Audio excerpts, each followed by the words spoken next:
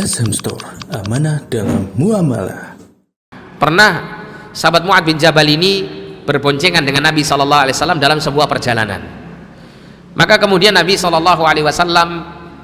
bertanya kepada Mu'ad bin Jabal di tengah perjalanan itu, "Ya Mu'ad, ma haqqullahi 'alal ibad wa ma haqqul ibadi 'ala Allah." Wahai Mu'ad, ma haqqullahi 'alal ibad. Apa haknya Allah yang wajib ditunaikan oleh hamba? Dan apa haknya hamba kalau hamba itu sudah menunaikan kewajibannya kepada Allah? Maka kemudian Mu'ad bin Jabal mengatakan, Allah wa rasuluhu a'lam, Allah dan Rasulnya lebih tahu. Nah, Nabi menyampaikan pertanyaan ini dengan mengurutkan pemenuhan hak Allah terlebih dahulu, baru kemudian pemenuhan hak hamba. Tidak dibalik sama Nabi SAW. Maka kemudian Nabi menjelaskan, haqqullahi 'alal ibad, haknya Allah yang harus dipenuhi oleh hamba-hambanya, an ya'buduhu wa la yusyriku bihi syai'a. Hendaklah mereka semuanya beribadah hanya kepada Allah, wa la yusyriku bihi syai'a, dan dia tidak menyekutukan Allah dengan sesuatu apapun. Ini haknya Allah dulu dipenuhi. Wa haqqul ibadi 'ala Allah, dan haknya hamba yang harus ditunaikan oleh Allah, an la yu'adziba man la yusyrik bihi syai'a, yaitu Allah tidak akan mengazab hamba itu jika hamba itu senantiasa beribadah kepada Allah dan tidak menyekutukannya.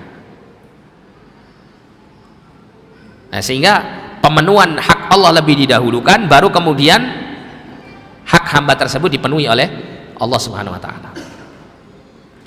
Kemudian faidah yang masih dalam poin keempat ini ya, ketika mengedepankan penyebutan ibadah kepada Allah, baru kemudian penyebutan isti'anah, minta pertolongan kepada Allah, ini juga mengandung faedah bahwa untuk merealisasikan ibadah yang sebaik-baiknya tidak ada jalan yang lain kecuali dia harus beristi'anah, minta pertolongan kepada Allah Subhanahu wa ta'ala.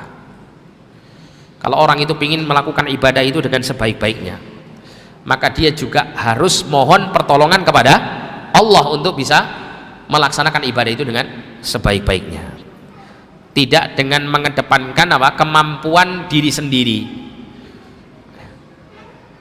Tapi di sini Allah juga perintahkan untuk mengerjakan ibadah, dalam arti kita dituntut untuk mengeluarkan segala upaya dan tenaga dalam menegakkan ibadah itu, tapi harus dibarengi dengan isti'anah, minta pertolongan kepada Allah SWT.